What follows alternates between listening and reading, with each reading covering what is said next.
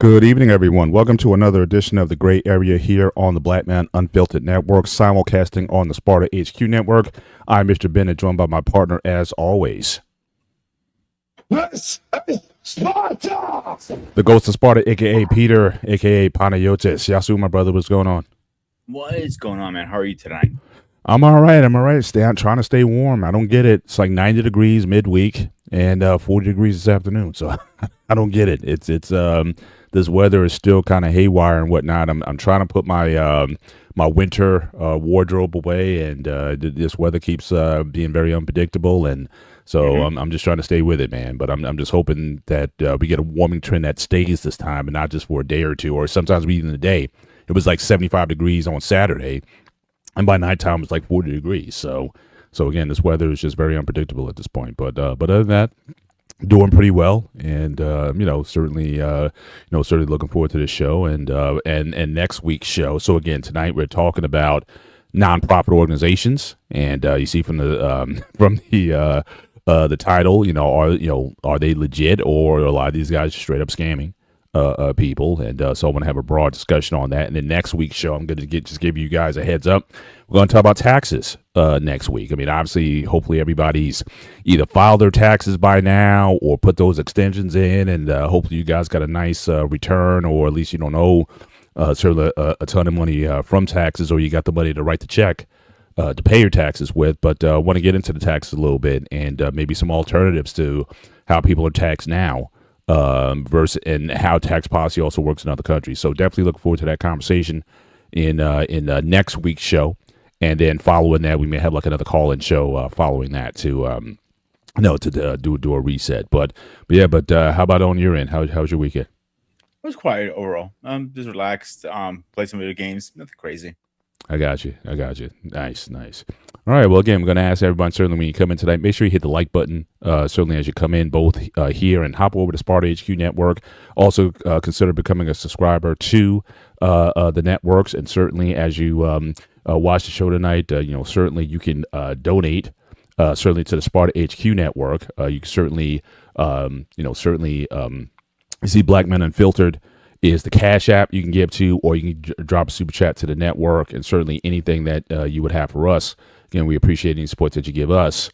Certainly, here's our Cash App scrolling at the bottom of the screen. But like I said, just given the time of year with the tax and everything, I want to take a deeper dive into this and just looking at just different organizations and whatnot. So I want to do ahead of time a bit of a level set. But before we even get into that, when I say like nonprofit organization, like what's like the first thing that comes to your mind when you talk about nonprofits? Like what's the first thing that kind of leaps up? Wounded Warrior Project off my head. The what project? Wounded Warrior Project. Wounded Warrior. Okay, that's a good one. That's a good one. It had some scams going on years ago about the guy who was running it was like flying out with a private jet. He was exactly, yeah. And that can, you gotta be careful which organizations you go with, because sometimes they're not as honest as they say they are. 100%, and that's part of what we're going to kind of get into tonight. So break down, what is a nonprofit organization, and different setups of them. And for a lot of them, some of these guys, you might be surprised to learn of some of these organizations that are nonprofits. And is it for just marketing purposes that they label themselves nonprofit, so it doesn't look like, oh, we're not making any money? No, best and believe they're making a ton of money, millions, if not billions of dollars. And again, a lot of the executives of these organizations are highly compensated for what they do. So is this just a shell for rich people to hide a lot of their money or get additional tax breaks and incentives that they really don't need? Are these just shelters, tax shelters for people, rather than an honest and genuine effort from people who want to give to those who are less fortunate or benefit to the society in ways that that has lasting benefits? But you have to ask yourself, are in fact these people really giving anything to certain people? So I want to kind of certainly do a deep dive into that. I remember growing up, you all seen the commercials. When I was growing up, nonprofits were like the feed the hungry campaigns. They would have like this footage from Africa or whatnot, and they say for 5 cents a day you can feed a child in Africa, and they'll send you they'll send you a picture of the person as they're growing up and everything. There'll be correspondence, and the ones that get me today are the ones that are with the animals.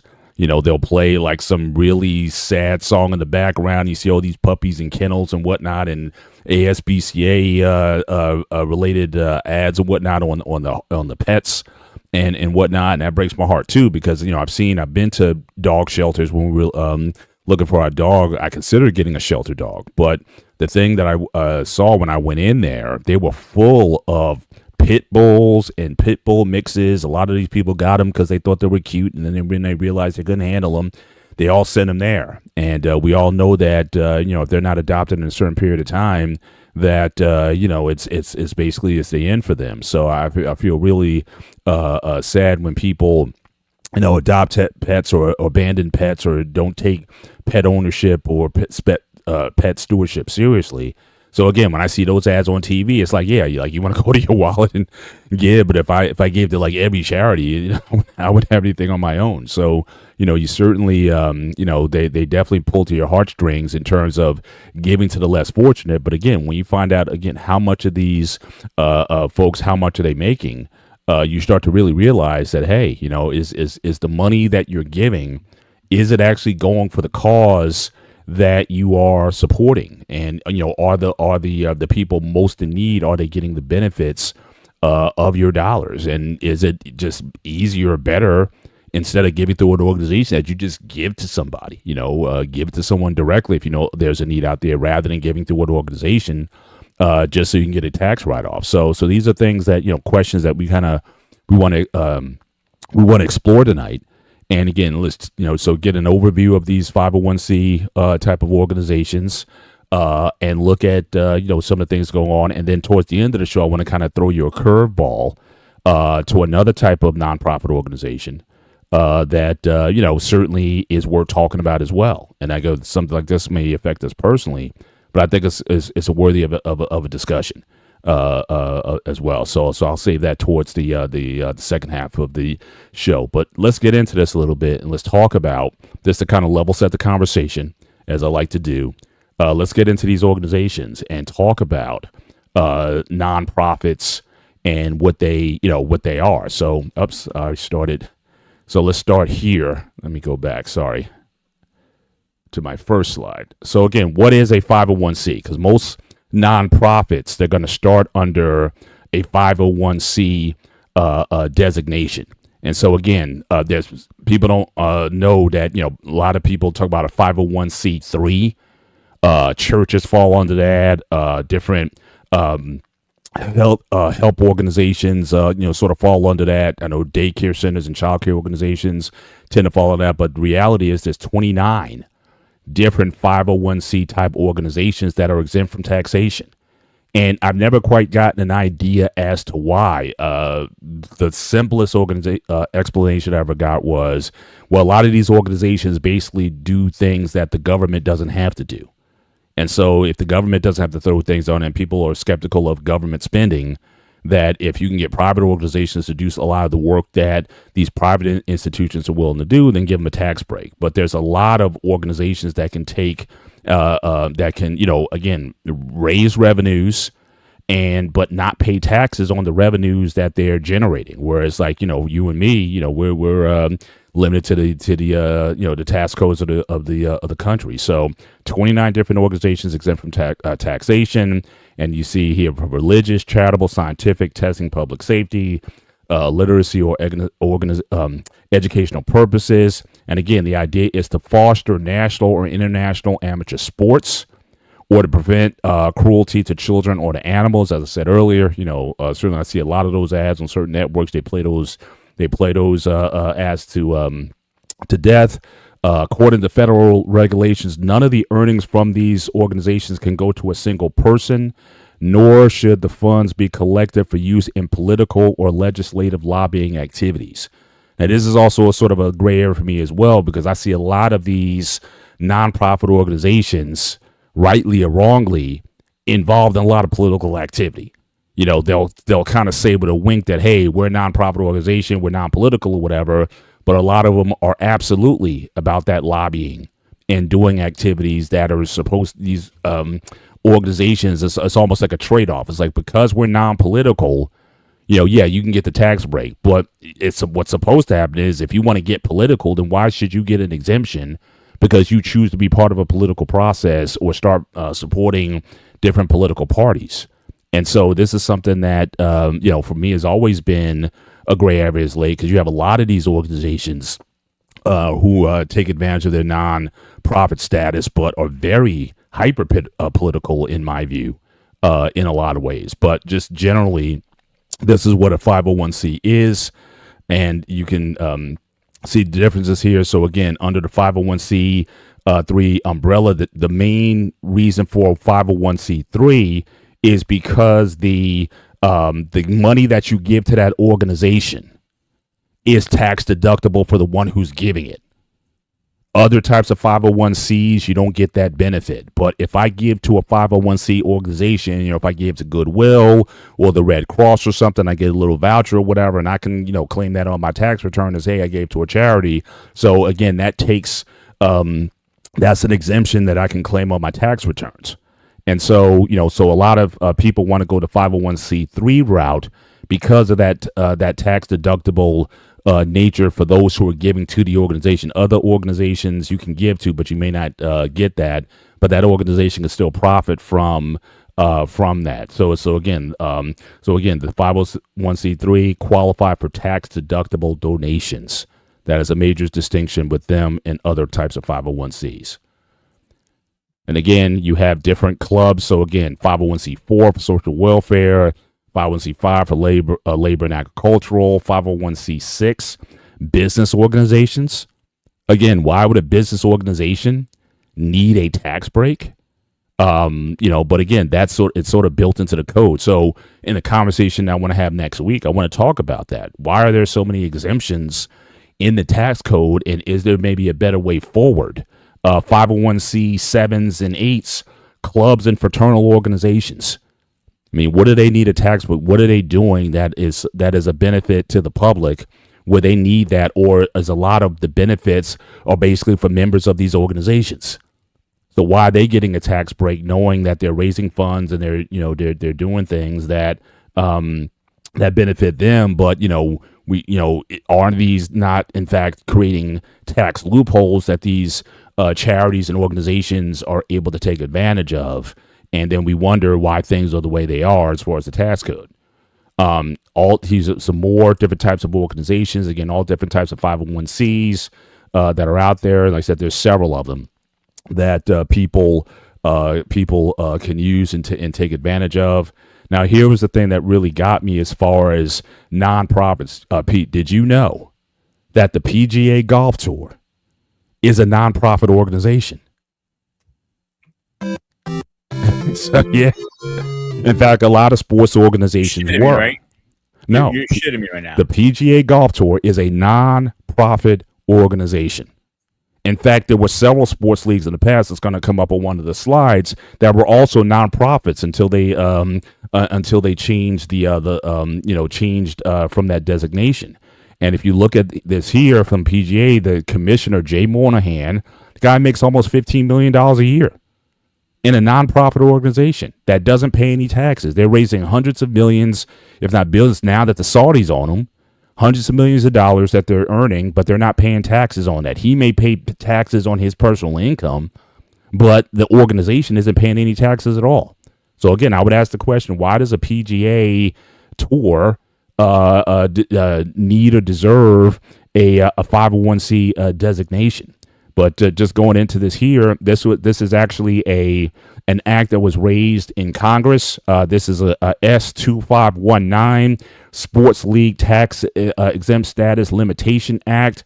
Okay, so it's still active in Congress, but it gives some information here. The NFL switched to a forced profit structure in 2015, just as Major League Baseball did in 2007.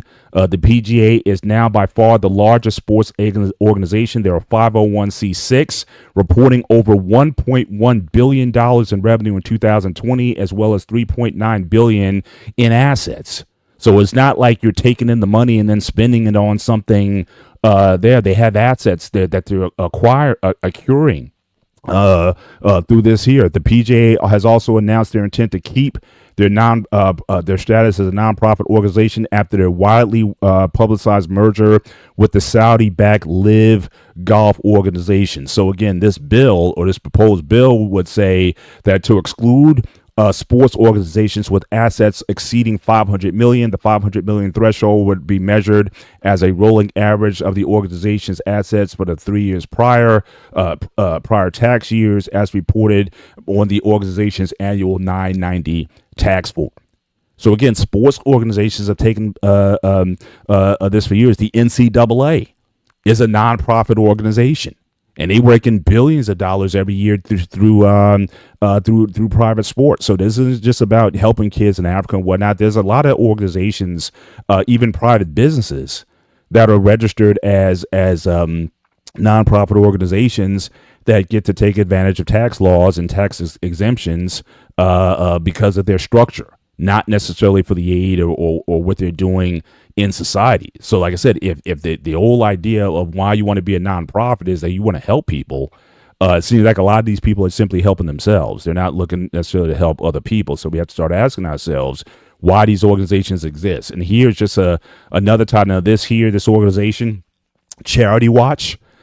This is those they monitor and they rate different charity organizations on the monies that they take in, how much of that goes to help those that are in need. But you have a lot of these organizations and institutions that where the CEOs of these organizations are highly compensated. So Memorial Sloan Kettering Cancer Center, again, almost $7 million in income. City of Hope affiliates, $5 million. American Heart Association, $4.5 million in compensation. Some other ones, Shriners for Children, which is one of the networks that my wife watches. They're playing Shriners ads all the time. You see these kids at the hospital and stuff, and they're making their pitches and whatnot. But the CEO makes over $4 million. Again, other executives at Sloan Kettering, again, $3 million. So again, a lot of these people, National Jewish Health, Michael Salem, $2.6 million. I mean, these people are being highly compensated. Now, this is something that I didn't know. The biggest nonprofit company in the United States is the YMCA. Total revenue, and this article is from 2023, $7.4 billion, with private donations, $1.4 billion in private donations. And because it's a 501c3, those donations are tax exempt. It comes off your taxes when you give to them. Now, mind you, it's a big organization, 2,700 different organizations, 10,000 branches, 19,000 employees, 600,000 volunteers, and was established over 170 years ago. So I'm not saying that the YMCA doesn't have good means or ends, doesn't do decent work, especially keeping kids out of trouble or whatever. And we all know the song from back in the 70s, YMCA and all that. But this is a major, there's corporations, private and public corporations, that are not as big as the YMCA. Yet they benefit from a tax exempt status. So again, this is so the only one who's going to say this, but I'm going to say it anyway. You know how I don't have a filter. If the company makes a certain amount of money a year, let's say $5 billion, whatever the number is, that should not be counted as a nonprofit anymore. If you're making it so much money, you don't know what to do with it at the point, like the YMCA, for example. After this year, that what was it? 7.4 billion, I think you said, right? Yeah. At that point, I don't consider them a nonprofit anymore. I consider them as a corporation. Right. Multiple locations. There's one literally next to my house, and they're expanding as we're speaking. Right. So yes, they do good work in kids off the street, teach them, martial arts, weightlifting, basketball. Not denying that, but you cannot consider that a nonprofit at this point. Because have you seen the rates to join YMCA? It's not cheap. No, I haven't. What are they looking at for membership fees? I'm gonna look it up right now. And those membership fees, they're not tax deductible. From what I understand, though, they're not tax deductible. But yeah, how much is a membership to a YMCA? I'm looking it up right now. Okay, all right. I'll just continue while you're looking that up. Just wanted to go here. Now, this is from Forbes. Now, the only exception I would make, so I agree in principle to what you're saying, that a company or nonprofit that's making that kind of money, should they be considered nonprofit status? Now, from what I understand, I'm sorry, Paul. certain Fast. what's The that? the really fast. The fees for adult, one adult is $50 a month. Okay, so it's basically that like of a gym, like a like Yeah. a major gym chain, like an LA Fitness or something like that. So it's not terrible. But again, but what you pay there, it's not like you can go and just write that off. To hey, I belong to a YMCA and write it. Now for a teen is $22. Mhm. Yeah, So like I said, not too bad. it's youth is 15. And that's only the basic stuff like the weight room and basketball court, nothing crazy. Now, if you want to do more, the fees go up, obviously. More Mhm. you add to your membership, more it is. Does that make Right, sense? right. Gotcha. Mhm. Now this next slide here, this is from Forbes, where it ranks nonprofit organizations, and basically what they try to do is, and again, I'm still not sure where they get these numbers from, but the idea here is for the organization, based on the donations that are given to the organization and the revenues to the organization, there's an efficiency score that's given for those organizations. So again, the higher the number, the more efficient. Meaning, and I would think that of the monies that they're raising, a good portion of that money goes towards those who the organization is supposed to support. So again, Feeding America, you would think that mass majority of the money, 4.9 billion in donations, total revenue 5.14 billion, but they have an efficiency rating of 99%. Now, does that mean that 99% of that $5.14 billion is that actually going to feed the people that they are serving, or does that pay all of the people that they employ that then go and try to feed the people what's left over? Again, I don't know, to do a deep dive there, but as you can see, a lot of these organizations are ones that we're familiar with. Okay, so Feeding America, St. Jude Children's Hospital, United Way, Salvation Army. Again, the YMCA is ranks 12th on the list. Boys Club of America is also a nonprofit. And we all know some of the issues with the Boys Club of America that have come up as of late, but they still get over $1 billion a year in donations. Total revenues $2.9 billion, an 87% score. But again, how much of that is simply feeding the beast, feeding the institutional structure, the buildings, the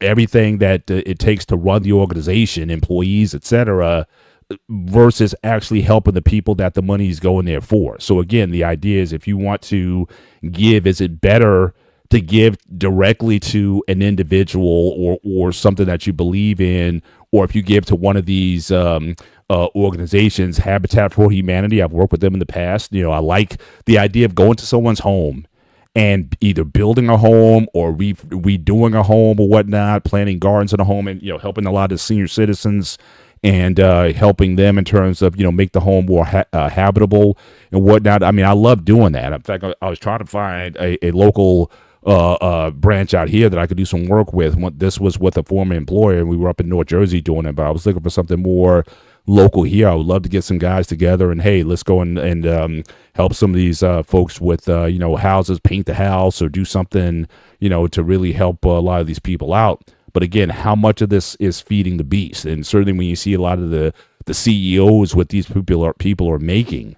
Now, again, if you're doing $1 billion a year, $10 million is a drop in the bucket. I mean, it's kind of insane when you think about it, that $10 million is 1% of $1 billion.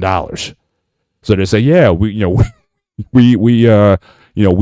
certainly, it's not like these owners are taking all the money or whatever. It's a drop in the bucket. But again, how much of this money is actually going to the boots on the ground and to those in need? To me, it's a question for me. And again, I've worked with or given to, donated in the past, all these organizations. But we have the Salvation Army, for example, $5.437 billion in revenues. And again, a lot of things that you give, if you get clothes to Salvation Army or whatever, they go back and resell those clothes anyway on the open, in their stores and in their outlets and whatnot. They're selling merchandise. One thing Yeah. the Salvation Army people don't understand, they're also a organization religion too. So Yeah, they're a Methodist. Yeah, Salvation Army. Because I actually talked to a minister who was at a site one time, and they're actually of the Methodist denomination by background. that part I did not know, but Yeah. I know there are also a religion. So, do you really consider a nonprofit at this point? If they're like a religion and a business, who Well, that's what we're going to talk about later in the show. But I think a lot of it depends on the aims of the organization, the number of people that you're helping. I mean, you see the guy with the bell at Christmas time. He's ringing the bell for people to put in their coins and pennies and whatnot, raising monies in the cold during the wintertime or whatnot. So even just from visually, it's hard to imagine that the Salvation Army gets over $5 billion a year. Now, I know they help a lot of people, but it's just like, where's this money going if the guy who's willing to stand out in the cold and do all that, but the CEO is making like $6-7 million a year? I don't know how that breakdown kind of works, within the organization. But nevertheless, though, they don't pay taxes on the bulk of that revenue. The salary that you are going to pay to that CEO, he or she may pay any employees of the organization. I'm sure they're paying federal and state and local taxes. But as far as for the remaining revenue, I don't know if they're paying any taxes on that whatsoever. And again, whether or not they should or not, that's another question. But that is certainly an exemption that they get because of their status. The last several years for Christmas time, I have not seen anybody SIs ringing a bell anymore, and that's I thought it was dead, to be honest with you. But in Jersey, did they still do that? Yeah. Walmart's, Yeah. Stop and Shops. I mean, some of the local stores around, but definitely at the Walmarts, I've seen them. Home Depot, I've seen them and I'm sure they have to go in and say, hey, can we do this here? But yeah, I'll still see the guys with the bell and the pot or whatever, where people are just putting their nickels and dimes, and I'll still see that on occasion, and that could be just a local affiliate who just decides that, hey, let's go out and do this, especially if you're talking about Black Friday, or the heavy shopping times of the year, especially in the wintertime when people are really spending a lot of money. Then people, I guess they're more in the giving spirit around that time. So I can certainly see why they do that. But yeah, even this past year, I've seen those guys out there doing their thing. Absolutely. I haven't seen them in years, to be honest with you, bro. At least 5 years, I haven't seen them. I thought that was like dying out. Maybe they're doing it in my area. Right. Walmart is always booming at that time of year. The crossings is definitely booming right here. You know what I'm saying? Yeah. But at least in my area in PA, I have not seen them in years. Yeah. So one day it was like, you just donate online now. I thought something like that. And I'm sure I wasn't surprised they have something donate online either. Yeah, for sure. Again, these just rounding up the top 25 organizations. The American Heart Association, again, $729 million in revenue, donations. 1.3 billion in total revenues. Again, they give a lot of information, but even then, as just giving that information, like how much is the American? Are they finding cures for heart disease or whatever? Or are they just trying to educate people on heart disease? But nevertheless, again, they get a huge tax break as a result of that. Got a couple more here before I break. Did you also know that most colleges and universities are nonprofit organizations? Bullshit. They're nonprofits. That's some bullshit right there. So I'm just saying. That is the biggest so if you look at business out there. Yeah. So again, the majority. So you have nonprofits, you have public, and then you have for-profit institutions, universities. Look at the average cost of tuition and fees at a 4-year nonprofit. It's like $50,000. It's like, it's like people talk about, is it even worth it to go to a 4-year college institution? Obviously you have to go if you want to be a doctor or a lawyer or, something like that. You have to go for, to get those skills. You want to be an engineer, to go. But yeah, but a lot, and you look at a lot of campuses now, what they're paying on. Yes, they're getting private donations from wealthy donors and whatnot who going out. And again, I don't hate anybody go out there, become a billionaire, build companies and whatnot, and you give a $1 billion endowment to a university to build a new health lab or medical facility for research and all that. Yeah, I guess you can do that, but but again, as far as the outcomes, 90% posted a positive median for return of investment for students, college experience, again, under typical college undergrad experience, less personalized, completion rate, 68%, 6-year completion rate for first-time full-time students, full-time bachelor students, compared to for the for-profits, again, a much lower graduation rate over that of the nonprofits. So again, but does that in and of itself, does that justify the triple the cost to go to a school like that? Especially if you go out of state, any school that if my daughters went out, in fact, they all wanted to go out of state at one time. Every school that we looked at, Howard or any schools in Virginia, Johns Hopkins, $50,000, $60,000, $70,000 a year. But again, they have a lot of money. They put a lot of work into these campuses. I know Rutgers has really built up a lot of their facilities to make them more attractive, again, for recruiting purposes. Okay, so people say, well, why are they spending all this money? Again, it's to make the campus look nicer, to recruit. You want D1 athletes, you want exposure, you want people going to your university to justify the cost that they're spending. So they're going to beautify the place in order to make it more attractive so students want to come there. But that's still a big bill. And a lot of people now they're starting to question, is a 4-year degree really worth it unless you're going to a very specialized skill that requires that 4-year degree? A lot of people starting to ask the question. But yeah, a lot of these schools, nonprofits, and highly compensated presidents and chancellors, and a lot of money that's being poured in. But again, are the students, are they getting out of it? Because it's like we pay through the nose for everything. We pay through the nose for books and for just the student fees and all these other things that we're paying to them. But what is the school paying in return? Not much. So again, you have some major sports organizations. You have a lot of these charitable organizations that are doing billions of dollars.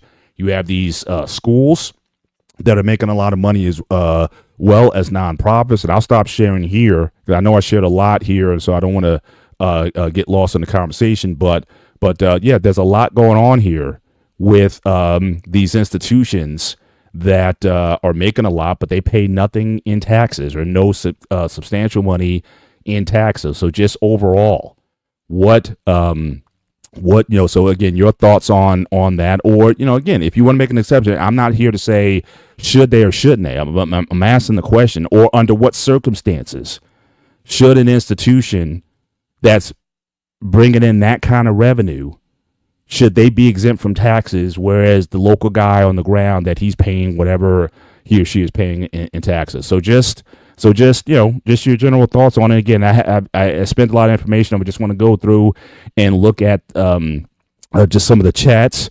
And again, we appreciate your patience here because again, there was a lot to go through. But Pete, your general thoughts on this as I just kind of go through and show some of the chats. And again, we thank you guys for being with us tonight. And yeah, so go ahead. A lot of gray area, like no fun intended, of course, with our show, but it's a lot of gray area on like how people can call themselves nonprofit when they're not nonprofit. Colleges are a great example. They're nonprofit. I worked for a college twice, for ESU and Lehigh University. If you see the meal plans, those goddamn meal plans are so expensive. It's not even funny. And you cannot say they're nonprofit because the company I was working for has to make some money. I get that, but the school hires them. So if you've seen $1,500 for a week that's a lot of money for a meal plan. You know what I'm saying? Yeah. And I'm shooting very low too because I don't remember the exact numbers. You might know numbers better than I do with your kids' meal plans. Oh yeah, they were up there. Yeah, they're a couple grand, I think, isn't it? Easy. Actually, it was more like closer to 3,000 for the year. But again, when you break it out, to meal, put it this way: if they could save some money if they want to like cook their own meals and whatnot. Could they save some money on that, yeah. But I mean, certainly you go in between classes, you may not have time to cook a meal or whatever. So again, so I think towards the end, my last two daughters, they kind of did like a hybrid, and even my daughter now, who's in medical school, they don't have like a meal plan there. So everything they do in medical school, they have to buy. So again, in your dorm, you have to buy your own food, which is very expensive on the island. And they have to, so she has to really budget her money. But again, every time she goes to the store, she spends a couple $100s a week just because of the exorbitant price of things. She's not getting a lot of food, but she has to make very kind of small meals, and she's gotten really good at budgeting her funds like that. But yeah, but the dollar, it's everything is 2 to 3 times more expensive down in that country. Yeah, but the other thing, is I'm not the only one who says it, but I think colleges are the biggest scam in the world because some things you don't need for your degree, you have to take courses like history. Like if you're going to be a doctor, like your daughters, what do you need history for? You know what I'm saying? Mm-hmm. So they just give you all the extra courses so they can raise the price of what they're costing. At that point, they're not nonprofit. No in hell you telling me a university is only making $7 million a year. They're making probably fucking $7 billion a year. All those kids are going to schools. Mm-hmm. So and the same thing with the donation place we were just talking about. They're no in hell they're not a nonprofit because you're donating the clothes, they are reselling it. That is a business model at this point. Now, if they're donating part of the money they're reselling to, let's say, a shelter or some kind of cause, yeah, I can get that then. You know what I'm saying? But you're still making money, so you cannot consider it a nonprofit, and that's what irks me with this nonprofit because the considered as nonprofit, but when they're not nonprofit, making money, yes, their employees have to get paid. I'm not denying that, but when the CEOs are making 7, 8, 9 millions a year, how is it nonprofit, Paul? Yeah, I think there's something in the term itself, like the marketing of it. And again, why does the government give these type of breaks? Like I said, I thought it was because again, if the organization is doing something, so you're feeding the homeless, or you're housing the homeless or something like that. I thought, okay, well, if a private organization decides to do it, we don't have to do it. We got other stuff we need to be spending our money on. So yeah, give them a tax break and let them do the logistics because everybody complains about, and it is ridiculous. I mean, the government spending in this country, again, nobody wants to do an audit. Nobody wants to do, I mean, the whole Doge thing was supposed to get rid of a lot of the waste and spending, and we found out that really didn't do a whole lot to change things with the Doge thing and Elon Musk. But but everyone certainly agrees that the cost of things, especially when you talk about the military, how much people are paying for equipment. You look at even hospitals. Again, what they charge for like aspirin's like $75 a tablet. You know what I mean? It's ridiculous that when you get your medical bill from the hospital, how much are they looking to charge? And then medical comes in and I guess covers most of that. But it's just how we price things. It's not based on any kind of market dynamics that you and I may work with in the marketplace. And so I can understand people saying a private organization might be better at managing the cost of things over that, so we don't have to do it. And then people don't come after us saying, hey, you're charging this much money to administer something when it really shouldn't cost that much. So again, that I get. But even with these organizations, again, I don't know if the monies that they're raising for these purposes, whether it be sporting organizations or feeding the hungry, helping the poor, whatever it is, I don't know if the monies that you're raising is going. I mean, you had Coach, he talked about the average for a Salvation Army captain, CEO, it says the average annual pay for the Salvation Army CEO is $78,000 a year.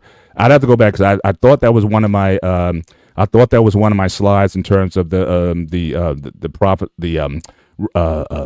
CEO pay, but I'll go and verify that might be for like one of their captains or something like that. But I need to see if the CEO is in fact making that kind of money. But we showed several instances where you have a lot of these CEOs making tens of millions of dollars for these organizations. So Now, I'll give you a good example, Paul. When I work for the hospitals, right?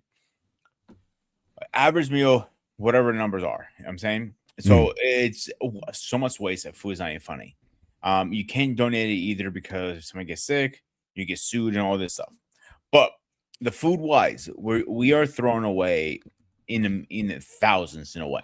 So if you say you prep for 200 patients for argument's sakes, and you're only cooking for 100, 120, maybe 150, the other 150 is going right in the garbage. You can't save that stuff. Mhm. So they charge them like I remember seeing plastic bags coming in because it says medical bags, and plastic bags are just plastic bags for garbage, nothing Mhm. different. But Right. because it's the word medical, they're charging 10 times more. When I met the CEO of the hospital, who runs all the networks, he told me simple, like, a lot of people don't pay, and that's good for us. When they don't pay, that means the government kicks in and pays us. We get paid no matter what. Mhm. So again, that is a nonprofit again. Right. But Right. how is that nonprofit if the state is paying your salary? And these guys are not driving like beat up cars or anything. Like they're driving some nice cars. They have nice houses and all this stuff.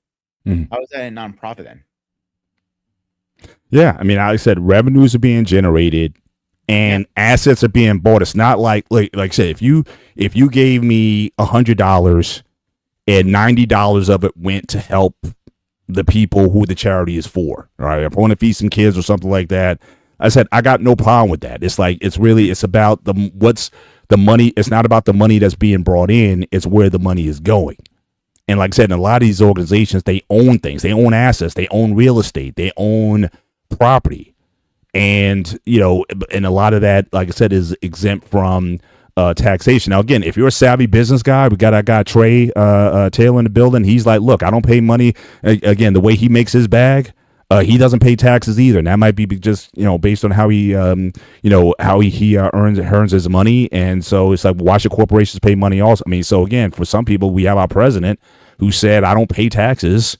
It's not because I'm cheating. It's because I'm smart. He's smart enough to take advantage of the tax code as it's laid out, which is why next week's show I want to talk about the tax code or how things generally are done in this country and why shouldn't a corporation pay taxes, or should we just do away with all these loopholes and exemptions, get rid of all these 501s, just do a flat tax and everybody just pays, and that there's no inequality in the tax code. But for some, they're saying you're stupid. Our president said you're dumb. If you're paying taxes, if you're making millions of dollars and you're paying half of that in taxes, you're dumb, because there's so many tax loopholes and exemptions. There's places you can put your money. There's offshore. There's all these different things that if you have a smart accountant, if he's savvy, he should be able to move money around so you're paying very little taxes at all. And that's always been the argument that, Bernie Sanders and a lot of these other politicians, they talk about, why are these corporations making all this money and not paying any taxes, whereas we're paying most. Again, some would say we're just dumb. We just don't know any better than these people. And again, so that'll be the bulk of the conversation next week. We can talk about that and the validity of that argument, that maybe we just need to be smarter with how we report our money, or start a business, or start a nonprofit, do the same work but start as a nonprofit to hide the money. So again, some people just know how to take advantage, but it's the system itself at the end of the day responsible for the blame that as to why things are the way they are, So again, so how much of does our own government, what do they have to do in this particular situation? So I think that's a good conversation. And again, I'm looking forward to having that conversation next week. Shout out to Liberty Twitcher, as usual, certainly very active in chat tonight. Again, we appreciate it. University of Chicago, the number of students qualifying as disabled has tripled over the past 8 years. At UC Berkeley, it's quintupled in the last 15 years. Prefer that corporations provide jobs and not be punished for it. They continue to contribute to society as much as the government does. So again, that's a move. I'm not saying one or the other. That's again, that could be a valid conversation, especially for next week. And certainly, I think we certainly agree that what our government does with the monies that we give it, we could certainly have some questions about that. And does there need to be an accountability? I know certainly in the military and a lot of other areas, there's a lot of waste and mismanagement there, and these organizations every year they're asking for more money, of our money to pay for some of these things. So again, these are valid questions to ask, but as far as nonprofits, or just allowing or enabling these nonprofits to exist, again, I'm asking the question, that should, are we comfortable with the tax code being the way it is, allowing these organizations to be able to, again, generate these revenues and to go on operating? Like I said, like the PGA Tour. Again, why does the PGA Tour that has billions in assets, why do they need a tax break? So that's a thing there. Shout out to our guy Anton, 47, found a way to pay no taxes on his property in Bedminster. He buried his wife on the his first wife on the grounds. As a result, he turned the location into a private cemetery. So again, they get a tax exemption because of that action that the president made. Again, should a lot of that be allowed in the tax? Should we just go to something simpler? So again, we're already sort of teeing up some of the conversation for next week.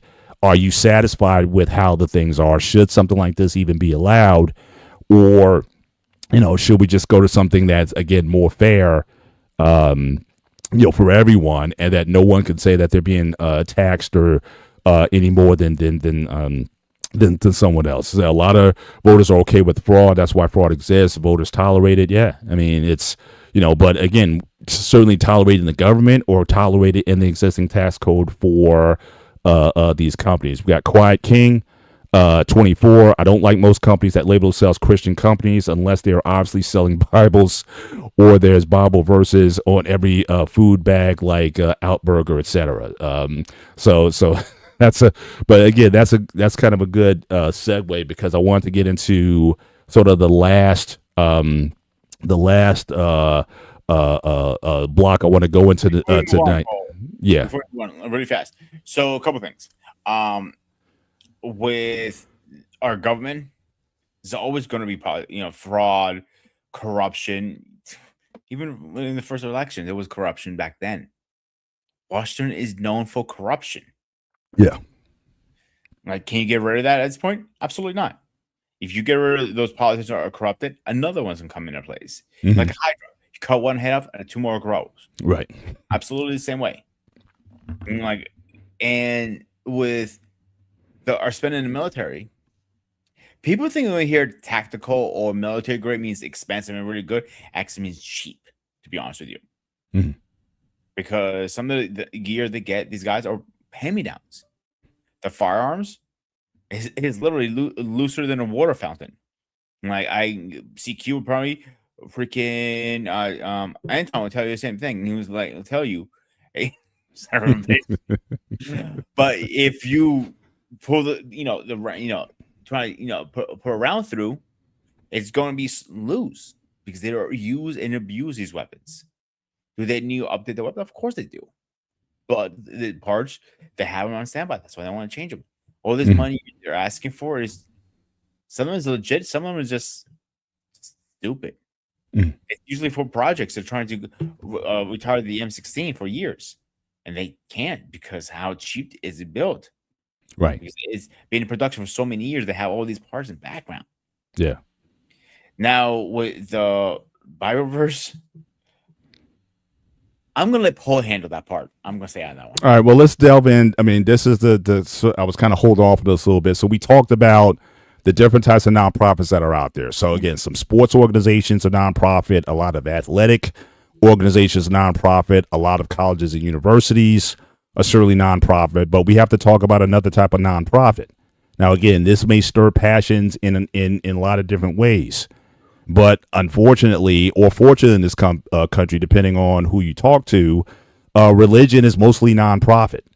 And so, most churches, for example, enjoy a 501c exempt status. And a lot of people are asking, why should churches not pay taxes? So again, the next slide that I had, let me just go to the next slide here. Just give me a sec. Next slide. So again, just to give you a little information again on churches, on religious organizations and institutions. So do churches pay taxes, exemptions, property taxes, and filings? Um, so again, as far as donations, they're typically exempt from any donations. Federal income tax doesn't apply. Income is tied to exempt religious purpose. Again, if you own something if the church has like a business that they run, like a coffee shop or some other business or merchandise sales, I've seen churches that sell merch. Again, not always their sanctuary in the worship building. Certainly, local property taxes do apply. Rental, commercial property, not always. Again, there's some exemptions there. Employees and ministers, there's no blanket. I said typically payroll, you pay taxes on payroll. But and again, you have a lot of these churches, these mega churches that have large congregations, takes in millions of dollars a year, build these big cathedral type institutions, and a lot of that is tax exempt. Again, and people ask, is what they're giving you? Again, if they're supposed to buy, and some people will argue, and again, we're both religious guys. We go to church, and so people will ask us like, what are you getting for your money? You're paying your tithes and offerings to a church or institution. How much of that money is going back out to help the poor, feed the poor, clothe the naked and the homeless and whatnot, like the Salvation Army does? Again, their whole thing, they don't have big churches or whatever, but a lot of their money is going towards clothing people and other, alcohol services and, just different things. How many churches, the money that you take in, how much of that is simply feeding or taking care of the people who attend that organization? And I'm not just assuming churches. Like I said, we talked about earlier, a lot of these clubs, a lot of these business organizations, a lot of these clubs or organizations, a lot of the monies that they're taking in, even though it's nonprofit, the benefit mostly goes to the members of that organization. And a lot of people will ask, should churches pay taxes? Especially, we also talked about one of the things with a 501c is that they're supposed to be non-political. But we've seen a lot of activity, regardless if you're liberal or conservative or whatever. There are PACs, CPAC. You have a lot of liberal churches and whatnot. They all have been very vocal, certainly in the last number of years, when it comes to politics and backhand endorsement of candidates, which they're, according to the law rules, they're not supposed to be doing. But they enjoy a status that and people are starting to ask the question: should religious organizations, should they pay taxes because of that? So we have this idea in terms of what churches pay. Do churches pay property taxes? The answer depends on the use, location, and the law. So the chapel, the church itself, there's no property taxes paid on the main building. The factor is mixed commercial use, ownership, exempt use, local filing requirements, parsonage or clergy house sometimes. So sometimes, if the pastor has his house, the church is oftentimes paying for it. Are there taxes paid on that? Not always. Vacant or rental property, often no or unclear. School, classroom, building, often exempt, but not always. Again, church may have like a daycare or some other school or whatever that, again, they enjoy benefits. Again, people may argue that, well, it's because they're providing a service to the community, daycare, or certainly for the local kids in the area or whatnot. Again, people will try to justify the expenses, but this is something that I've heard certainly in recent years for sure, that if churches are going to be political, if churches are going to be more outspoken the way they are, then why should they be excluded? When you see some of these pastors, with Lear jets, you had this one guy, interestingly, his name was Creflo Dollar, made an appeal to his church that he needed a jet, and he wanted $20 million to buy a jet, and that raised a whole lot of issues with people, and we see a lot of these pastors have these exorbitant lifestyles, and it's like, why shouldn't they not? Why should the church then be exempt from paying taxes because of this? And again, it's not everybody. It's not every. Most churches are small like that. I don't know how the compensation structure works in the Orthodox Church, or in the Catholic Church. I don't know, for sure. But people are starting to ask the question, Dad, why should they enjoy a tax exempt status? Because, because again, a lot of things that they do, it is a bit of a slippery slope when it comes to that. So what's your general thought on churches? Out of all the different types of institutions that we talked about earlier, what about churches? Should they be exempt from taxes, or should they pay taxes, on the revenues that they're generating, especially the bigger ones that are building, mega malls and all kinds of other structures? What is your thoughts on that? So it's very simple. It depends on the size of the church. Like, my church is pretty small. We all know each other in there. I can count literally probably in two hands how many people are regulars and who are not regulars in another hand, if that makes sense. It's not that big. We depend on the festival to run the church all year round. The money from the festival runs the church. By that said, if you're a mega church, you should be taxed the heck out of it. And if you're a mega church that gets involved in politics, you should be charged even more taxes, I think. Because now you not only are trying to pretend to spread the word of God, I call it, because you're not. You're trying to get involved with something you should not get involved with. So if you want to play double advocate, you should be taxed twice, I think. Simple as that. Now, I do not agree the church is paying your mortgage, your car, none of that stuff. So in the Orthodox Church, so like Father Casadino does, how does he support himself? It's just from the side, he buys all his own living and whatnot. The church doesn't provide in that realm. No, they don't provide nothing. He gets a paycheck like everybody else does. And then, more rank you build, more experience you build, bigger your check goes, of course. It is known, like, if the priest bless your house, you're supposed to give him like a little, I call it the priest tip, but it's technically it means more if you give the money. I have spoke to him multiple times about this. Like, money has nothing to do with blessing the house or not. That is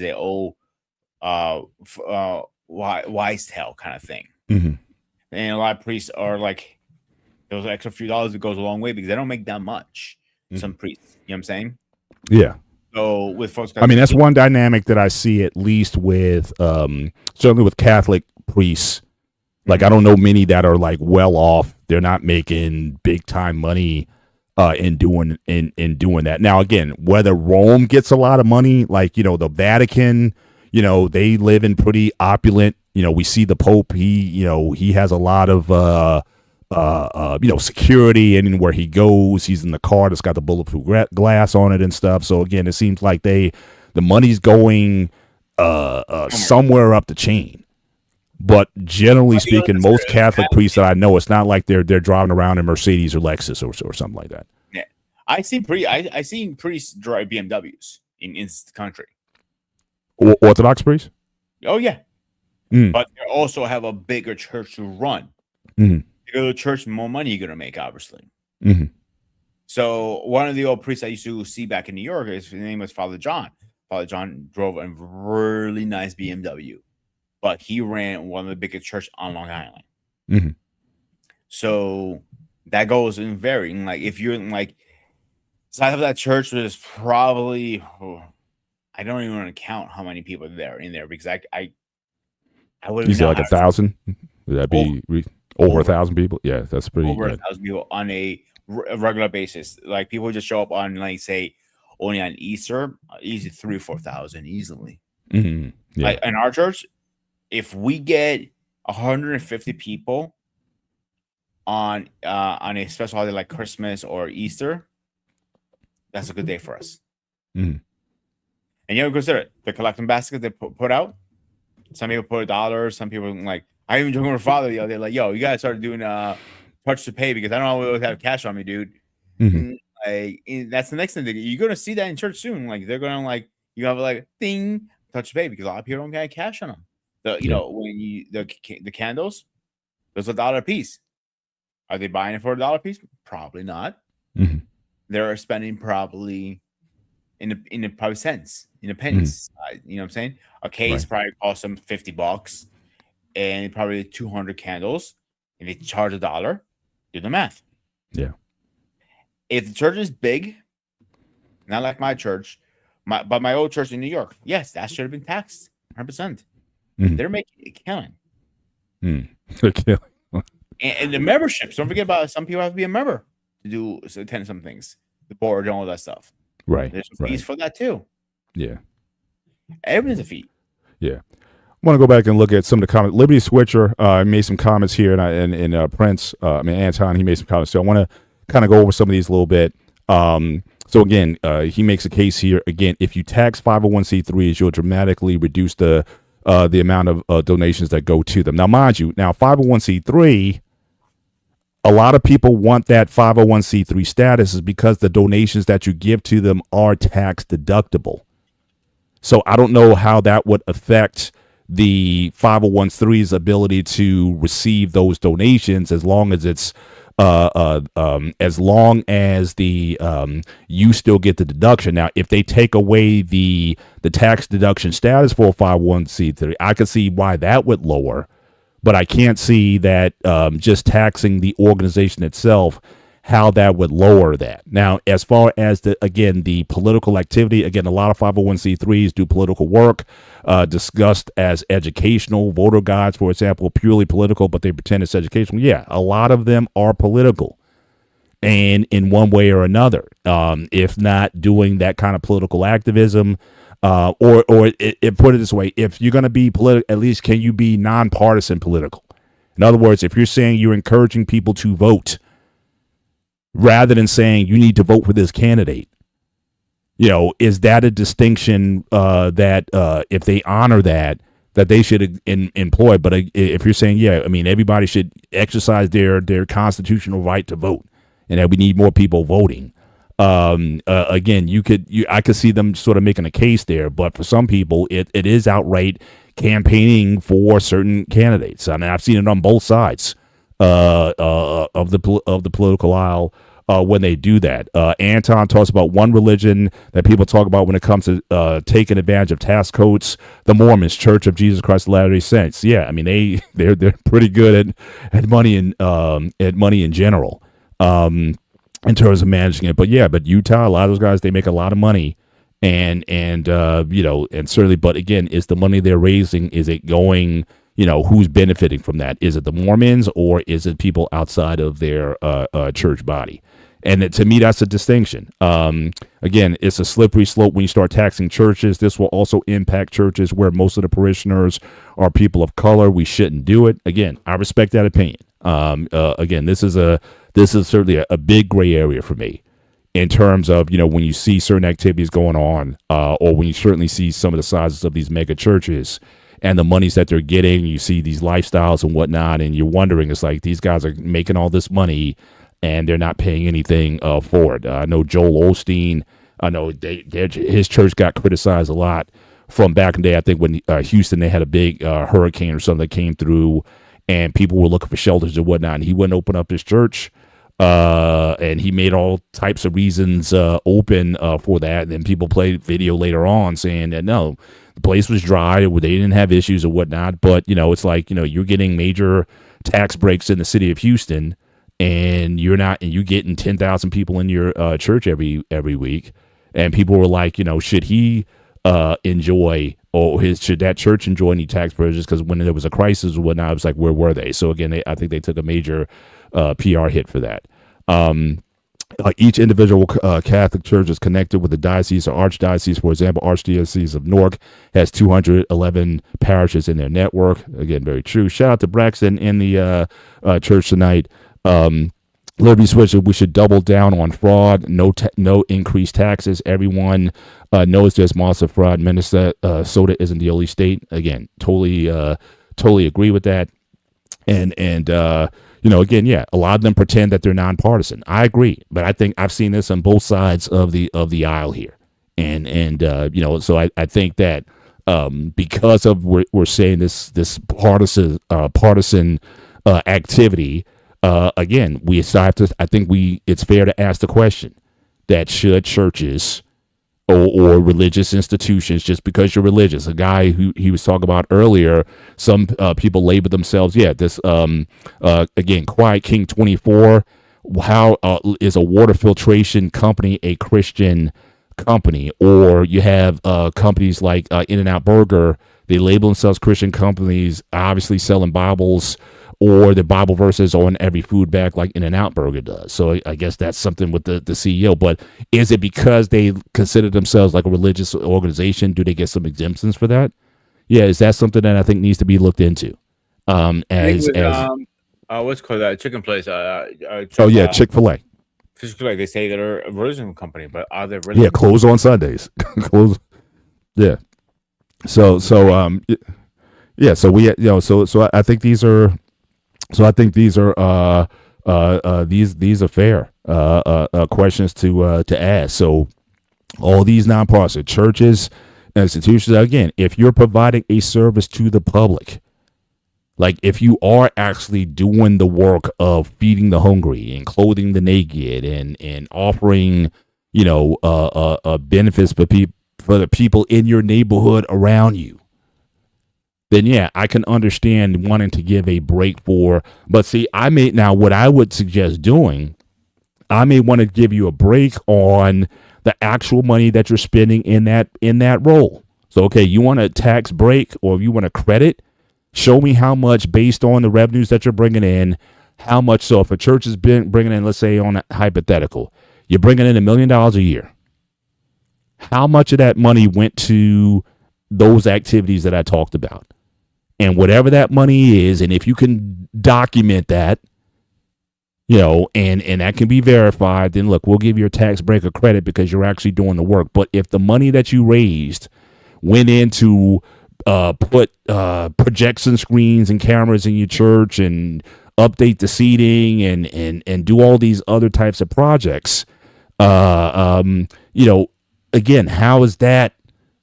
Why should you get a tax break for that? You raise this money and you're basically feeding it into yourself. That your parishioners, they're the ones that mostly are enjoying the work that you're putting into it. So is that fair in that circumstance? So if your church got a ton of money and they decide, you know what, we're going to redo the murals, we're going to redo the seats, we're going to redo all this kind of stuff, should that money get taxed? Or not? What do you think of that? It's not going. That's the thing. It really depends. I'm going back to that because it depends on the size of the church. If it's small, it's only about 150 people, and it took them 2-3 years to save up the money to get the seats redone or the icons. No, they're barely surviving. Now, if it's like a big church, yeah, absolutely. Either updating something every year. Absolutely. So if I'm understanding you correctly, and again, we're going to get into this more next week with the tax discussion. It sounds like to me that you're in favor of progressive taxation, meaning the more money that you make, you should get taxed higher. Now, you have some people say, no, that shouldn't be the case at all. It should be everybody should pay like I said, flat tax. No loopholes, no exceptions. So if you make $10, you pay $1. If you make $100, you pay $10. You make $1,000, you pay $100. It's fair, it's balanced, it's across the board. Whether you're a big church, small church, medium-sized church, it's fair for everybody. But you're saying if it's a small church of 150 parishioners or less, no taxation. But if you're a bigger church that has over 1,000 members, then tax them. So people may ask, why is that? Why is that fair? So it sounds like you're an advocate for progressive taxation, which that's the system that we currently live under now. At least we're supposed to. We know that there's a progressive tax. Certainly, the upper bracket I think is what 20 like 30%, 28, 30%, whatever it is. It used to be back in the day, it used to be 90%. If you made over a certain amount of money, it was like 90% taxation.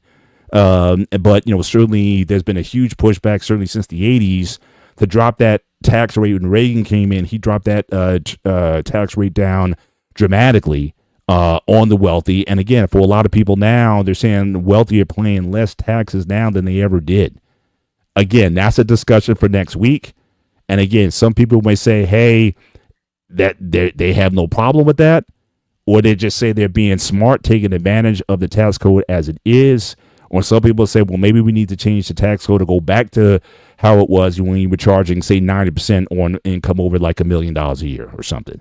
I don't know. I mean, that's the discussion for next week. And surely you're going to have people for or against that. And a lot of that is also going to depend on where you are. If you got money, yeah, you don't want to pay taxes. but certainly if you certainly if you don't have a lot, then there's the argument that's always made that people need to pay more certainly in taxes. So really fast, the reason I feel a certain way is people who say, oh, it should balance across the board are usually people who are making more money every year. And they're over 200,000 this year, next 300,000, and so on. But that's my opinion. My opinion should be straight around the board. If you make more money, you pay more. Mm-hmm. That's how life works, unfortunately. Mm-hmm.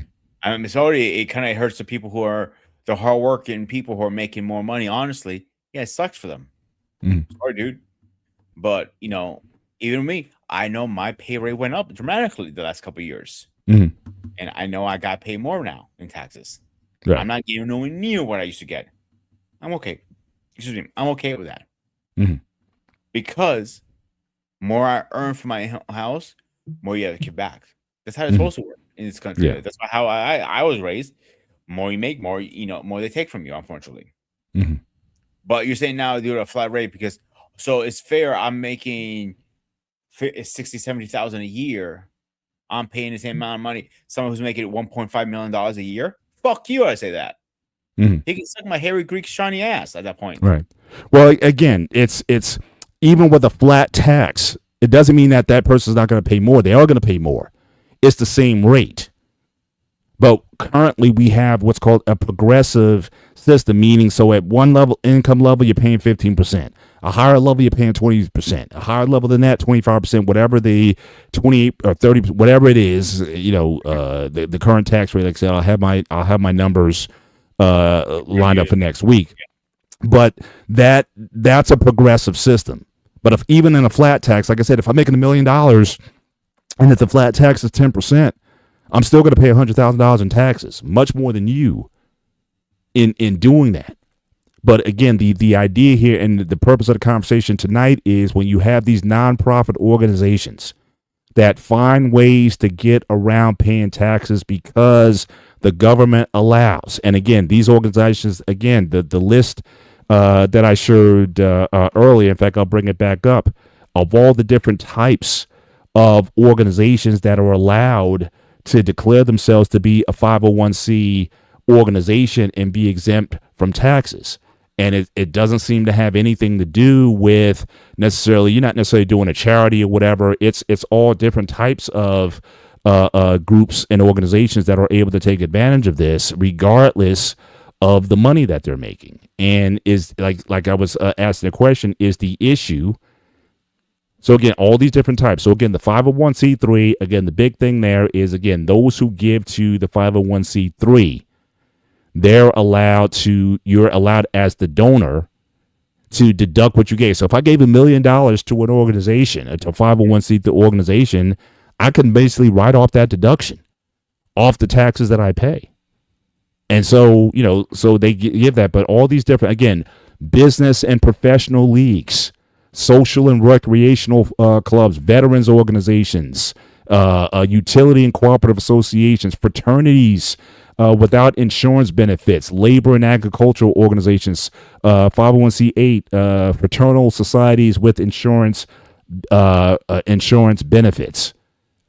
I mean, I'm still asking a question, just going all, and these have been probably set up for decades, if not hundreds of years. And I'm asking the question, why are these allowed to? What was the pitch to the to the congressional leaders who drafted up bills, who allowed these things to go into play?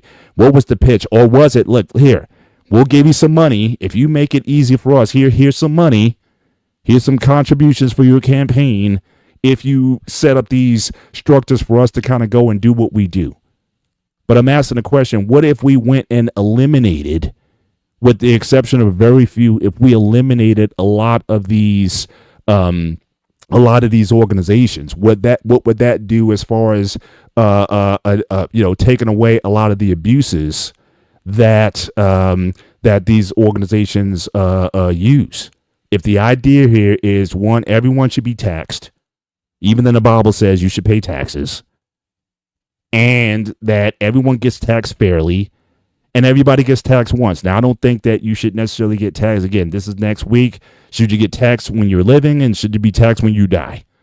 Debt taxes and all these things, especially for property, transfer of property to a family member, things of that nature. We can hash that up next week. But this week, dealing specifically with these organizations, should these organizations enjoy these exemptions, and why do we have them?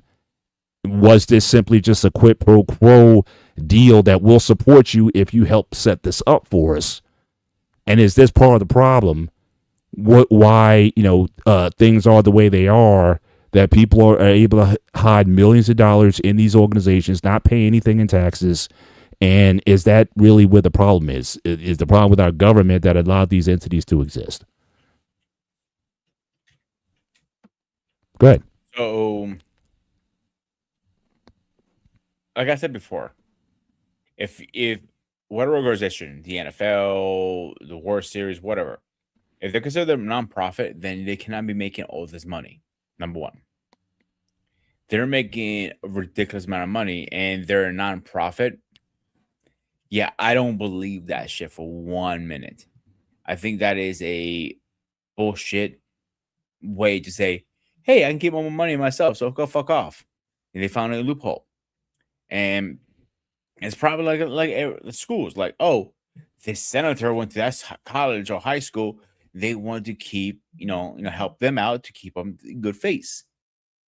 Then all of them just same thing with high schools. They do make money, bro. All those, sporting events, they make some money. Nowhere near as colleges, but they make some money off those events. You can't tell me they're sitting there selling all these snacks at the events. You're paying $5 for one hot dog. You're not making some money. Think what I'm saying. Mm. I'm not saying they should get taxed same as college. I'm not nowhere near, but they should get taxed on something. Mm. They should budget their money better. Now you have the board or this. There's another way to say, hey, I'm making money just sitting on a board. Mm. All these colleges, all this stuff. I'm surprised how many of them they call themselves a nonprofit when they're not. How do you tell me a golf tournament is not on nonprofit when it's on live global TV? Yeah. But I agree. But now look, Liberty Twitter, you're saying, and again, I appreciate, I may not agree with everything you're saying, but again, I certainly appreciate you sharing your opinions. We got no beef here. To the extent there are loopholes in the tax code is because Congress saw fit to allow those exemptions for the public good.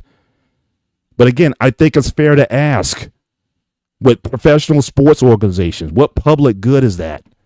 Or for the NCAA, what good is that? Are these things are these things worth discussing? I think it's fair to have it. I think it's fair to have those kind of conversations. Are there too many of them? Are there too many loopholes? But yeah, those, like I said, if you can show you're doing the work, I got no issue. If a church is doing the work, I got no issue with giving them some breaks or whatever. Because like I said, I think generally my feeling is that private organizations usually can do better, given the wasteful spending in our government. Generally, they do better in the private sector than they do in the government sector. So if you want to give them a little break for that, like I said, I got no issue with that. But to say that, we shouldn't have the discussion because they won't give it up. I mean, yeah, that's what the conversations is. If we didn't have a discussion, you could sign off for the night and we don't have a show. But we want to have this, again, some of these things people don't want to talk about. People don't want to talk about churches and whether or not they should be paying tax or not. Again, we belong to churches. So again, I'm not here to say they should or they shouldn't. Mm-hmm.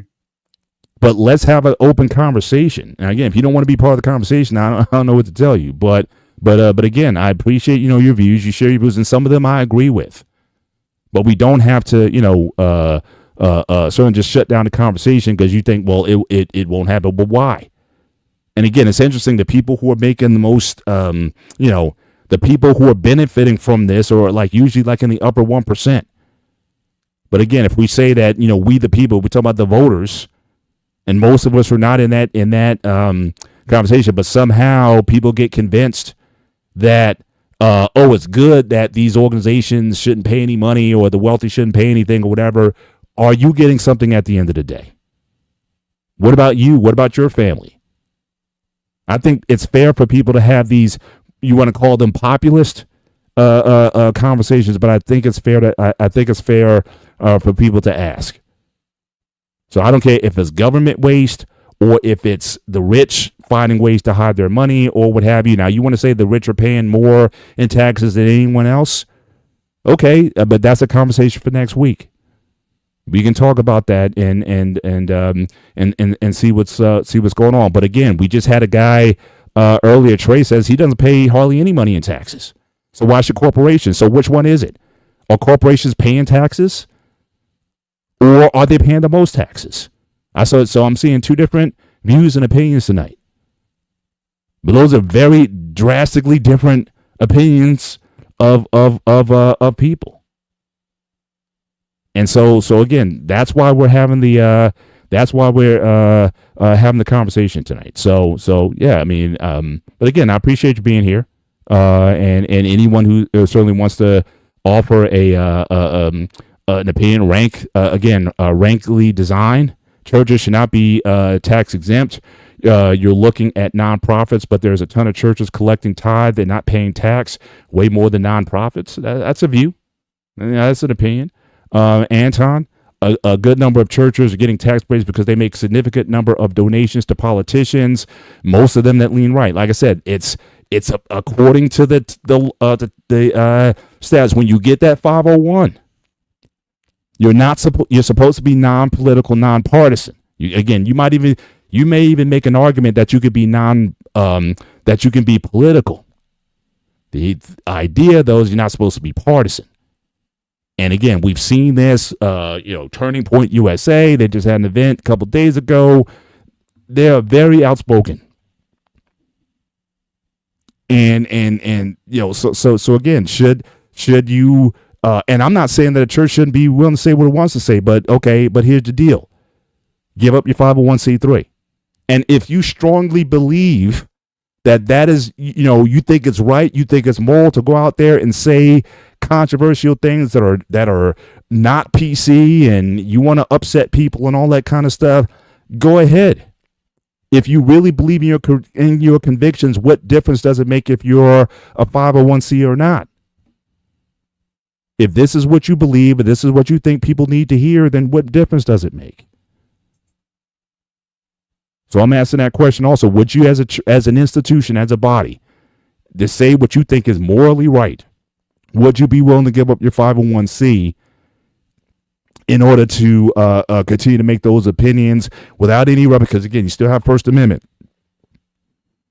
And that's free speech protected by the First Amendment. So if you want to say that, whatever the issue is,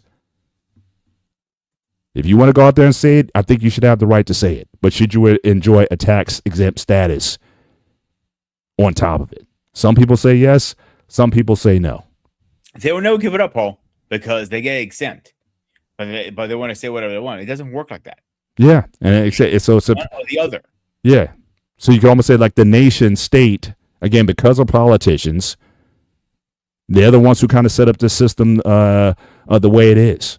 Rankly, a design, again, churches and nonprofits benefit from taxes with police public infrastructure, but there's a larger issue at hand because the government always claims that they have that they do not have money for the poor, but they also have money for war. Again, that's on also.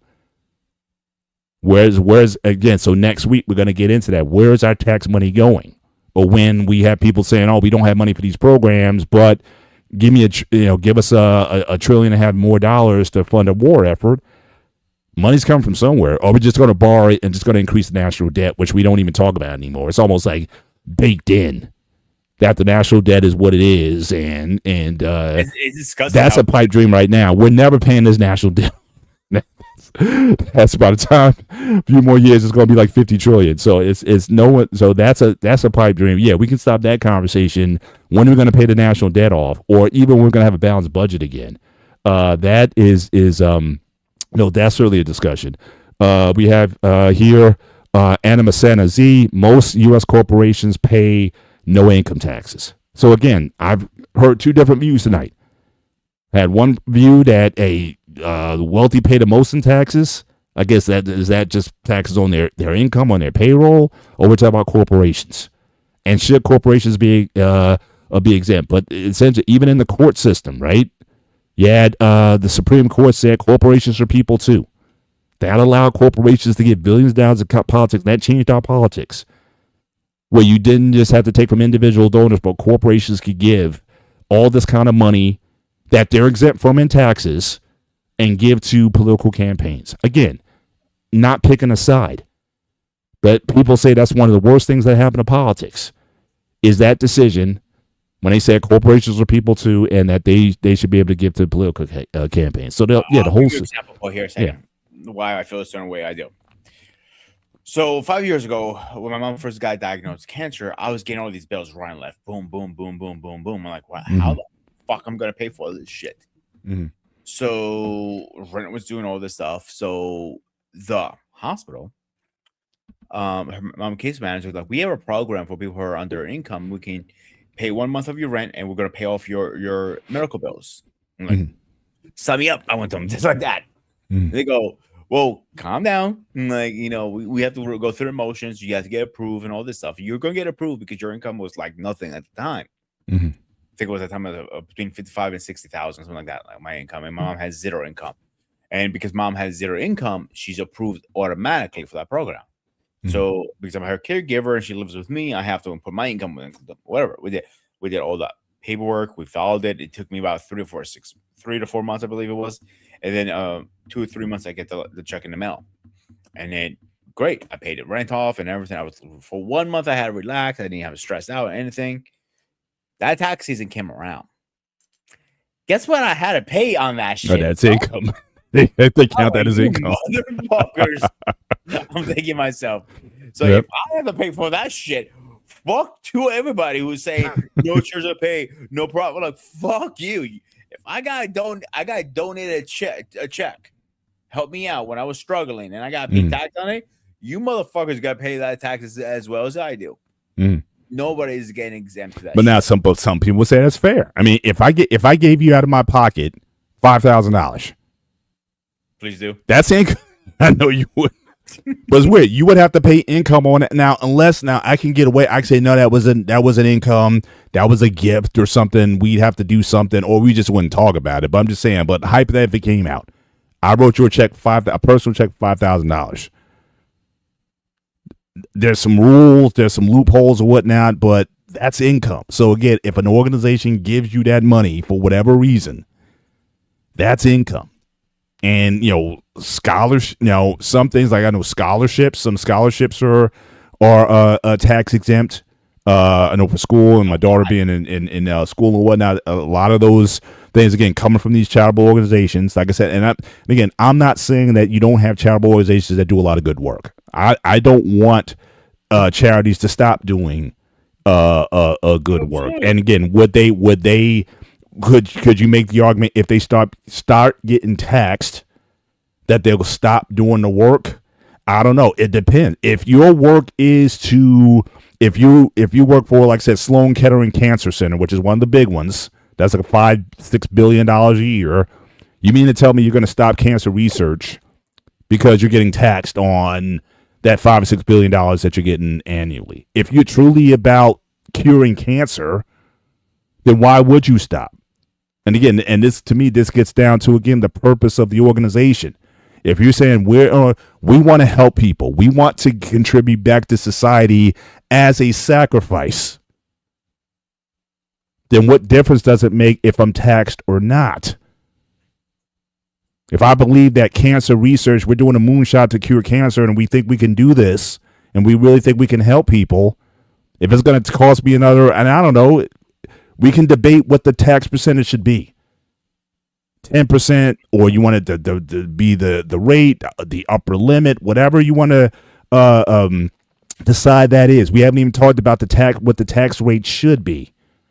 But let's just say if they tax 10% of those donations, are you going to stop doing the work because of that 10%? If you are, especially if you're one of these bigger institutions, that I'm going to question how sincere you were about wanting to do that work, or were you just looking for a tax haven for yourself? So I'm starting to. So again, those are questions that I'm asking. Are you really legit? Because anybody can set up a 501. You get someone who can write now you get AI. They can write out the documents. You just put in a few words in. What's your organization? What are you guys trying to do? Whatever. Yada yada yada. You get that status. You can start raising funds and doing whatever it is that you do. How serious you are about doing that? If you want to help kids, what difference does it make if you're going to get taxed on the work that you do as long as you're helping kids? So again, I think for those who are creating these organizations, you have to ask yourself these questions. All right, so Presenta said, when you have colonizers that write the rules, they find every way to see themselves as exemption to the rules. Rankly design. If they start getting taxed, they won't stop doing the work, but it will significantly slow. If they do lose the tax exempt status, rich people also can't write off large charitable expenses. Well, again, depends on what it is. Again, not every the 501c3s allow you to deduct your expenses, but there's a ton of different 501s where that status is not there, but they still exist. So again, a lot of that is for the benefit of the members of that organization. So again, it depends on the type of 501 that you have written up, or some wealthy people, multimillionaire more, make donations to nonprofits, oftentimes their own, as a way not to pay taxes. Again, that's how the system is set up, and some people would say that's a very smart thing to do. Create your own, so you're rich. Create your own nonprofit. Pay to that nonprofit, and voila, you don't pay any taxes.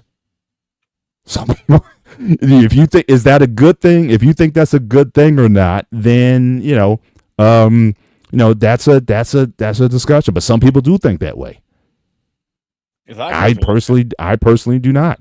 And last one here from Rank Lake, and thank you for being. I think this might be the first time you've been here. I'm not sure, but I appreciate you being very active in the chat tonight. But that is a part of the scam. You shouldn't be able to get write-offs if you sit on the board of that nonprofit.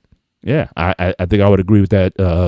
I would agree with that as well. And again, thank you for your comments tonight. So there's for you guys who just come on, please feel free to hit the subscribe button and the notification bell. We do a lot. Yeah, absolutely.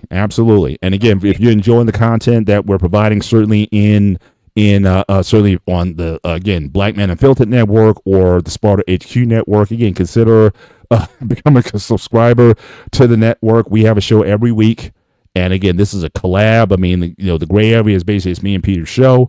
And we stream on both channels. We appreciate that. We may, who knows, in the future, we may stream to other channels as well. But certainly, we appreciate you guys being part of the conversation with that. And again, and any opinions are free. Is like we take your opinions seriously. Like we might agree on it sometimes, but we take your opinion seriously. 100%. And like I said, I said we welcome again different opinions, but again we want to have a respectful place. The only thing we ask for is again you give respect, you get respect back. Let's lower the temperature. Let's not be using derogatory language. We just want to have a conversation over stuff that everybody probably talks about or thinks about it you probably heard of. And we want to, entertain those thoughts in this space. Like I said, this gray area. This is one of the bigger ones that I've seen in terms of these types of organizations. And again, me and Peter, again, we belong to churches, so we're stepping on some sacred cows tonight, quite frankly. Because if my pastor heard, it's like, oh man, what do you mean tax the church? I'm not saying we should or shouldn't, but certainly he may raise an eye. Or Father Casadino, he was like, "What? What do you mean we start paying taxes? What's wrong with you, Peter?" So again, we're not afraid. We're not going to run away from these conversations. Like I said, a lot of people are thinking about it. If you had to write that tax check to the government this year, you're asking to see how you can get a break. And so again, I thought this was an opportunity to do so. Again, Frankly Design. I work in the nonprofit industry, so I see it firsthand, but glad to be here. We're glad you're here. And again, the fact that you work in that industry and you chose to be here tonight, shout out to BMU for the hashtags or the things to get the show. Recognize that would draw you here. We appreciate you being here tonight and giving contributions from somebody who works in the industry. Again, salute to you for being part of this conversation tonight. But it's part of the also conversation we haven't talked, like I said earlier, with the Winning Warrior Project was nonprofit, but the CEO was literally walking away with millions at a time. Mm-hmm. Yeah. How do we can stop that kind of scam going on? Yeah. Personally, and some of these guys get caught, some of these guys get prosecuted. But it's interesting. Again, you get prosecuted for these crimes, and most of these like federal offenses usually. And who knows? You may get a pardon because depending on how much money you have, depending on how much money you give, you may get a pardon. Even though, for a lot of these high crimes and misdemeanors, for a lot of these what do they call them? These white collar type crimes. Yeah, a lot of these guys really suffer the consequences for the actions, where a guy, gets arrested for petty theft and he's, put in jail for 10 years. But so again, that may be another discussion in terms of the criminal justice system, in terms of why is it that, again, wealthy people don't seem to get their fair share of justice, whereas people on the lower end of the totem pole, they don't, they seem to get treated unfairly. Again, that could be another discussion. You may agree or disagree with that statement, but that is something that we can certainly discuss in a future episode. But I think we can start to put the wheels down and start to land this plane. Again, I want to thank you guys for being with us this evening on this show. Certainly, as always, the chat has been fire tonight. Really appreciate you guys being part of it. Frankly Design, appreciate you being here tonight. Liberty Twitcher, again, you're always welcome in this space. Regardless, I appreciate you being here. But I got Anton, Braxton, Steak Fiend, certainly in the chat tonight. Appreciate you being here as well. Quiet King 24, appreciate you being here tonight. The coach in the building, Coach Ferg. I got Trey. I'll see you on the 1-on-1 Sports Show probably this Wednesday here. But again, as BMU said, I smell fish. Yeah, some of this stuff is fishy. And we have seen scandals of people. You're giving your donations. You believe in an organization that they're doing the right thing by people, and you find out. But again, it happens in churches too. It happens in churches all the time. You sure that's not his upper lip he's smelling this time? I'm not going there. I just Yeah, did. but we see this in churches all the time. Church, pastors running away with money, or some accountant in the company stole millions of dollars from a church account and whatnot. We see these abuses all the time. And the sad thing about it is, again, for people who have a genuine desire to want to give to something where they know their money is going to a good cause, a good purpose, that they really want to be a part of something, how it breaks the trust with the public. And again, that site that I was talking about earlier, this might be a good resource for people if you want to evaluate a charitable organization before you go there. So again, this organization here, again, Charity Watch, CharityWatch.com or .org. Again, they have all types of links and information, ranking in reviewing charities and whatnot. Again, it has the information on the compensation structure for a lot of these individuals. CEO compensation, salaries, and whatnot. So again, if you want to give to an organization, you may want to do your research on that organization to know that your money's going to a certainly going to a good place. It also ranks, again, if you want to know ones with an F ranking, some of the worst charities to give to, they'll have a lot of that information there. And there's other sites also that do just kind of monitoring of organizations, but it happens. Religious organizations have been exposed to this. Healthcare organizations, all types of different charities have been a part of that as well. So again, do your research on whether or not you decide to give, or you may want to do like other people and you just give to the need. I mean, there's room to help a whole lot of people already around you. Like, you don't have to go to an organization to see that there's a family that could certainly need some resources or something, or somebody who could use a hand with something. You might not be able to fully support, but again, that may give you a better sense of satisfaction knowing that you gave to a direct cause versus giving to an organization, and again, the money gets lost in the ether, and you don't know if that money is really going to make a difference. Again, that ad where it says, okay, 5 cents a day feeds a child. What are they eating? Are you just feeding them rice every day? Are they going to get some protein, some vegetables, some carbohydrates? So it's like, yeah, is this going to be a high protein meal? Is this going to be something that's going to really help them really develop? Or are you talking about just feeding them a bowl of rice every day? I mean, is that, is better than nothing, but is that really going to be what they need in order to mature? And is that really going to affect the world that they're living in? Some of these areas are war-torn, disease, famine, all kinds of things that are going on in these countries. And in fact, that really affected my whole view of having children. Because I think that, especially for a lot of religious conservatives, they talk about the idea of, certainly having more children or against deletions and things of that nature. But again, I see a lot of these videos of people having kids, and they used to really bother me. And I used to say, well, why are you having kids? I mean, you know that the chance of this kid getting out of to 2 or 3 years old is very minimal because you don't have resources. You barely have, yourself to even breastfeed this kid. So why are you even going to have this kid in this area, But people, they're going to do what they're going to do. But it's just sad to see kids that are basically being born to die. And that was just something that really changed my view overall on, again, I think children, in fact, I even said this earlier today, I think children should grow up in a world where they're wanted and that and that they'll be nurtured. And if you can't provide that, then please don't have children. Because, again, no child deserves to come into a world like a lot of these children, unfortunately, are born into. But, people they want to, they're not maybe thinking about kids when they're doing the deed or whatever. But that's a side note. That's something, just on top of my mind. But again, I want, good organizations, people with good intentions to do good work. But again, I think certainly if you want to talk about charity, that's oftentimes a sacrifice. And we got to ask the question, what are these people sacrificing? A lot of these salaries that these guys are getting, they can easily get in the private sector.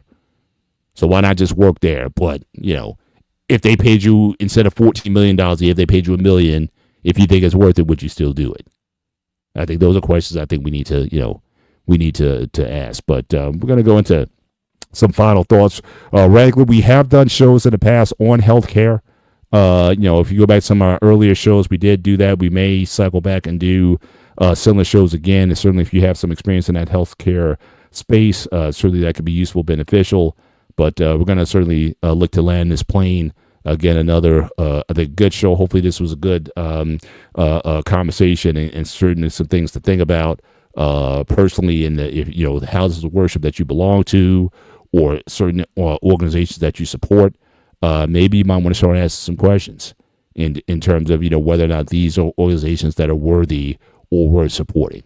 But Pete, certainly you can give your final thoughts as we land this plane. Like at the beginning of the show, I like to know, it's If you're making a certain amount of money, you're not a nonprofit at that point. You make more, you pay more. Simple. That's how it works. I'm sorry it hurts your success, but guess what? That's part of being successful. Giving back. Mhm. More you give, more you take. That's how it works in life, unfortunately. Mhm. You cannot go either way without it. Church, sorry for the casino, but if a church is making so much money, if not like if it has one of these mega church, yeah, you're definitely need to pay taxes. He's not going to talk to you on Sunday. I'm sorry. He's not going to talk to you on Sunday. He's going to be very upset. You're going to get a call very soon. Yeah, you may get that call. Panayotis, to my office. No, he wouldn't say my office. He was supposed to say, when do you have coffee? Or let's get me for lunch. That's what he does. He's talking to me like, shit. Or just remember, so when you have coffee, okay, so I just want to see the blood pressure level just kind of raise. You get that lump in your throat. It's like, oh, I'm in trouble. Yeah, So, I did it again. Yep. Yeah, Yep. so it needs to, I think we need a better system because it's not working. Mhm. That's all I have for tonight. Yeah, yeah. And certainly for those, and again, I do respect some of the views. I mean, certainly, again, some of these have been set up certainly for social benefit, but not all of them.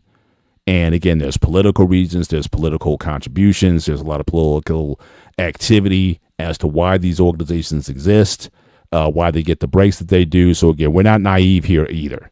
That this is definitely one hand washing the other, and that these organizations exist for the empowerment for their agendas, and they will certainly move through the political process to make sure that they get their agendas pushed.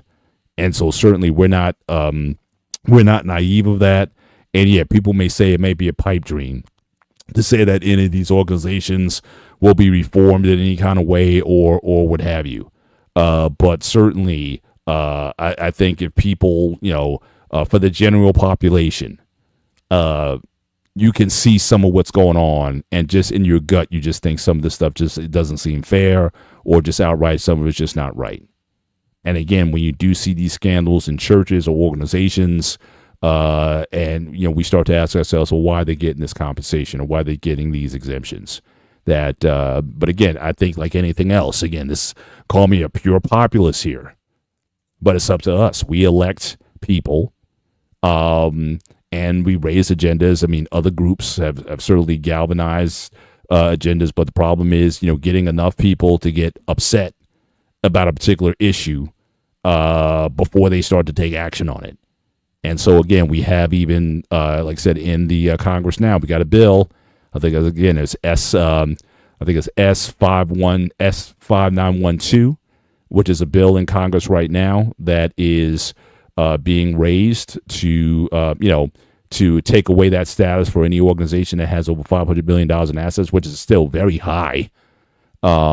Some people would certainly think that it should be less. S2519 is actually look it up. It's the Sports League Tax Exempt Status Limitation Act. That's a long name. But certainly, it's up to us. Do your research on it. If you think this is something that, should PGA, and now again, they even say now the PGA might be in trouble because with all the stuff that's going on now, if the Saudis pull out, then the PGA, you could be looking at all those guys who left the PGA to go to LIV, and then ultimately LIV bought the PGA. A lot of those guys could be found lacking. But again, like I said, like anything else, do your research, know what's out there. But again, we want to thank you guys for being part of the conversation tonight. Again, as you leave the show, make sure you hit the like button on the way out, both here, hop on over to Sparta HQ Network, could be a subscriber to the network.